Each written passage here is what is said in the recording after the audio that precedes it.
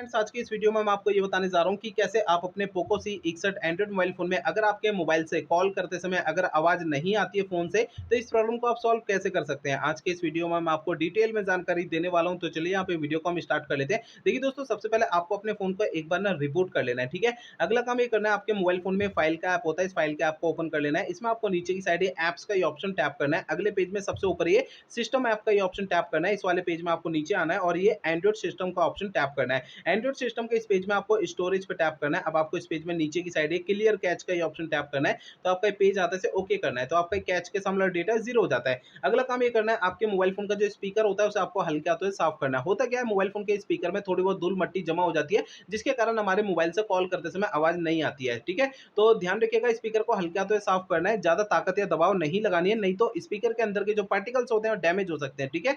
अब दोस्तों अगला काम ये करना है, मोबाइल फोन का सॉफ्टवेयर आपको चेक करना है कि अपडेट है या नहीं है। पहले फोन का इंटरनेट चालू रखना है, इसके बाद फोन का सेटिंग पेज ओपन कर लेना है। इसमें सबसे ऊपर सर्च सेटिंग पे टैप करना है। यहाँ पे सबसे ऊपर सर्च बार में सिक्योरिटी अपडेट आपको लिखना है। आपको नीचे ना सिक्योरिटी अपडेट का ये ऑप्शन शो हो जाएगा, ये वाला, इसे टैप कर लेना है। आपका फोन डायरेक्टली आपको जो है ना इस सेटिंग में लेकर आ जाएगा। सिक्योरिटी अपडेट का ये ऑप्शन टैप करिए तो आपको इस वाले पेज पे कोई भी अपडेट का बटन या डाउनलोड इंस्टॉल अगर यहाँ पे लिखा हुआ दिखाई देता है तो उसे टैप करके फोन का सॉफ्टवेयर अपडेट कर लेना है, ठीक है।